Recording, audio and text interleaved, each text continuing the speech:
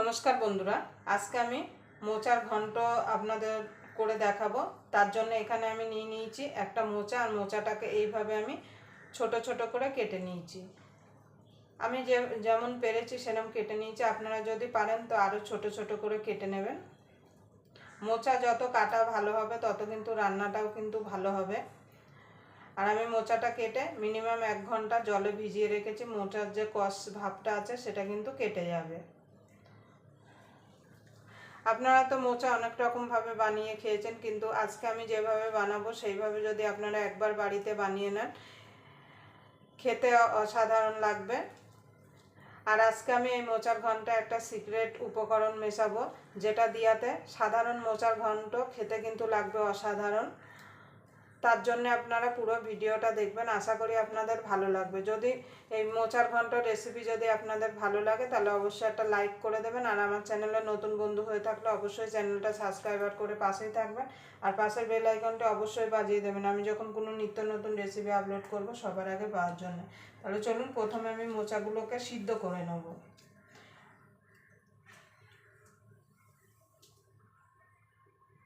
তার জন্য নিয়ে নিয়েছি এরকম একটা প্রেসার কুকার। এবার প্রেসার কুকারের মধ্যে মোচাগুলোকে ছেঁকে দিয়ে দেবো।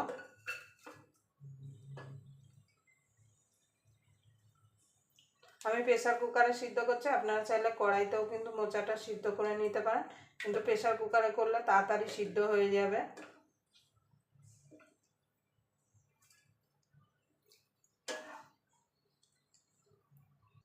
দেখুন বন্ধুরা, মোচাটা দিয়ে দিয়েছি। এবার দিয়ে দেবো জল। খুব বেশি জল দেওয়ার দরকার নেই।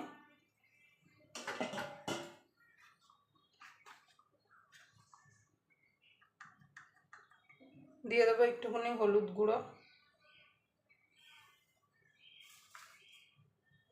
একটুখানি নুন। এবার এইগুলো ভালো করে মিশিয়ে নেব।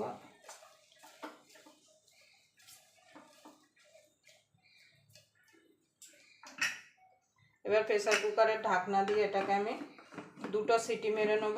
আপনারা আপনাদের প্রেসার কুকার বুঝে সিটি মারবেন, সবার প্রেসার কুকারে একরকম সিটি লাগে না। এবার গ্যাসটা ধরিয়ে দেব, ধরিয়ে 2টো সিটি দিয়ে নেব। দিয়ে দেবো, নিভিয়ে যতক্ষণ নিজের থেকে প্রেসার কুকারের সিটিটা খুলে না যাচ্ছে ততক্ষণ পর্যন্ত আমি রেখে দেবো। দেখুন বন্ধুরা, মোচাটা সিদ্ধ করে নিয়েছি। এবার মোচাটাকে আমি ছেঁকে নেব। দেখুন বন্ধুরা, মোচাটা আমি ছেঁকে নিয়েছি। এবার মোচাটাকে একটুখানি হাত দিয়ে এইভাবে চটকে নেব। তাতে কী হবে, মোচাটা সুন্দরভাবে যখন রান্না করবেন তখন কিন্তু তাকিয়ে থাকবে না। আর যারা একদম কুচি কুচি করে কাটতে পারেন তাদের এইভাবে হাত দিয়ে ডলার দরকার নেই। যারা আমার মতো করে একটু মোটা মোটা করে কাটেন তারা একটু এইভাবে হাত দিয়ে ডলে নেবেন।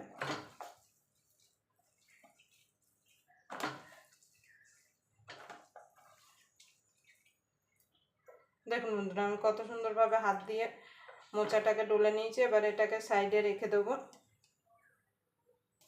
দেখুন বন্ধুরা, যে সিক্রেট উপকরণের কথা বলেছিলাম সেটা হচ্ছে গোবিন্দভোগ চাল। আমি এখানে 1 চামচ গোবিন্দভোগ চাল ভিজিয়ে রেখেছি। এটাকে আমি শিলনোড়ায় বেটে নেব।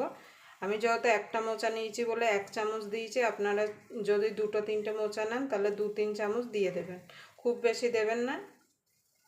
আর আজকে আমি মোচাটা চিংড়ি মাছ দিয়ে করবো। তার জন্য এখানে আমি 200 গ্রাম চিংড়ি মাছ পরিষ্কার করে বেছে এইভাবে ছাড়িয়ে আর নুন হলুদ আগের থেকে মাখিয়ে রেখেছি। আর এখানে মিডিয়াম সাইজের 2টো আলু এরম ছোট ছোট করে কেটে নিয়েছি। দেখুন বন্ধু, মোচাটা রান্না করার জন্য গ্যাস ধরিয়ে কড়াই বসিয়ে দেবো। এবার কড়াইতে দিয়ে দেবো তেল।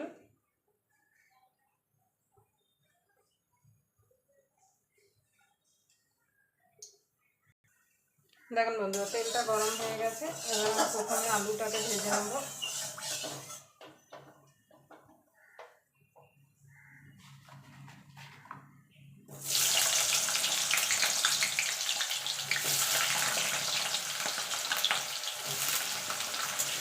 আলুটাকে লাল লাল করে ভেজে নেবো। সামান্য দিয়ে দেবো একটুখানি নুন। হলুদ গুঁড়ো,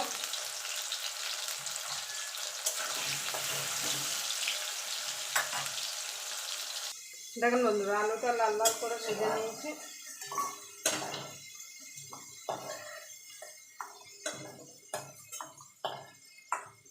আলুটা ভেজে তুলে নিয়েছি। এবার চিংড়ি মাছটা ভেজে নেব।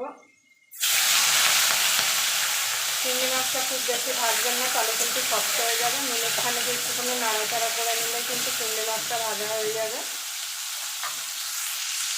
দেখুন বন্ধুরা চিংড়ি মাছটা ভাজা হয়ে গেছে, তুলে নেব।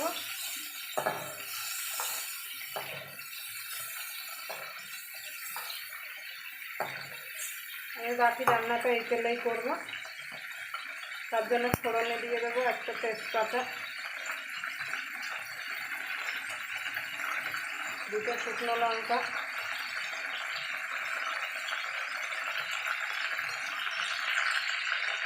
গোটা গরম মশলা, গোটা জিরে। এবার ফোড়নটাকে আমি 1 সেকেন্ড একটু ভেজে নেবো, যাতে ফোড়ন থেকে সুন্দর গন্ধ বেরিয়ে আসে। এখানে আমার ফোড়নটা হয়ে গেছে। দিয়ে দেবো টমেটো। এখানে আমি একটা বড় টমেটো কেটে রেখেছিলাম, সেটাকে দিয়ে দেবো। এবার টমেটোটাকে একটু নাড়াচাড়া করে গলিয়ে নেব।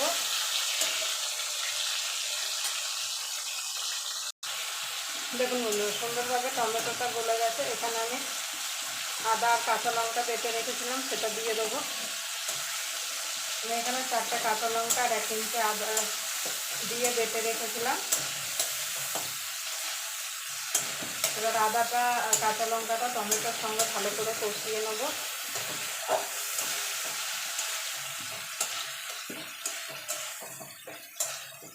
এটাকে একটু নেড়ে চেড়ে নিয়েছি। এবার কিছু গুঁড়ো মশলা অ্যাড করব। দিয়ে দেবো হলুদ গুঁড়ো, জিরের গুঁড়ো।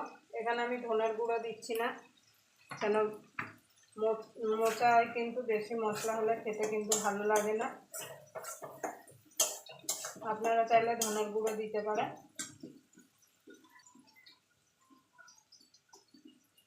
দিয়ে দেবো কাশ্মীরি লঙ্কার গুঁড়ো রঙের জন্য, যেহেতু এখানে আমি কাঁচা লঙ্কা দিয়েছি বলে, আর আমি এখানে কোনো ঝাল লঙ্কা দিলাম না, আপনারা চাইলে দিতে পারেন। স্বাদ মতো একটু নুন দিয়ে দেবো, কেন মোচা সিদ্ধ করার সময় কিন্তু নুন দেওয়া হয়, সেই বুঝে কিন্তু এখানে নুনটা অ্যাড করতে হবে।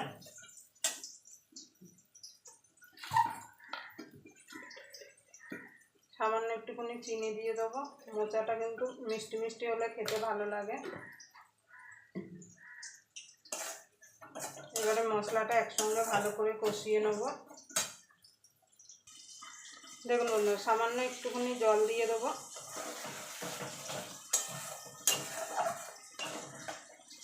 এবার চিংড়ি মাছ আর আলুটা দিয়ে দেবো, দিয়ে একসঙ্গে ভালো করে কষিয়ে নেব।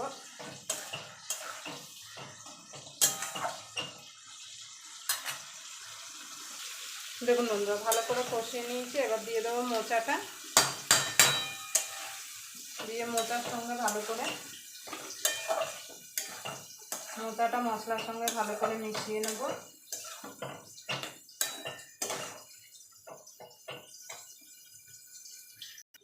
এবার এটাকে ঢাকা দিয়ে আমি মিনিট 2 ভালো করে রান্না করে নেব। মাঝে মাঝে কিন্তু একটু নেড়ে দেবেন, না হলে তলা থেকে কিন্তু লেগে যাবে।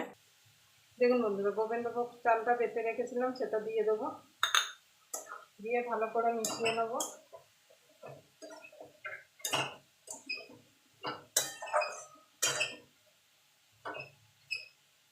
একবার এইভাবে আমার মতো করে গোবিন্দভোগ চাল দিয়ে মোচা বানিয়ে দেখবেন, খেতে কিন্তু অসাধারণ লাগে। আর বানিয়ে খেয়ে কেমন লাগলো কমেন্ট বক্সে জানাতে ভুলবেন না।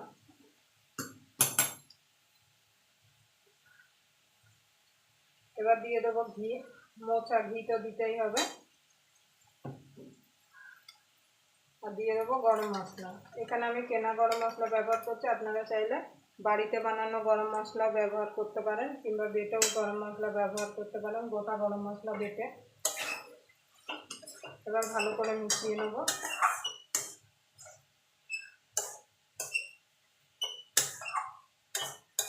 দেখুন বন্ধুরা আমার মোচাটা রেডি হয়ে গেছে। এবার আমি এটাকে নামিয়ে দেবো। আবার আপনাদের সঙ্গে কোনো নতুন রেসিপি নিয়ে দেখা হবে। ততক্ষণ পর্যন্ত আপনারা ভালো থাকবেন, সুস্থ থাকবেন।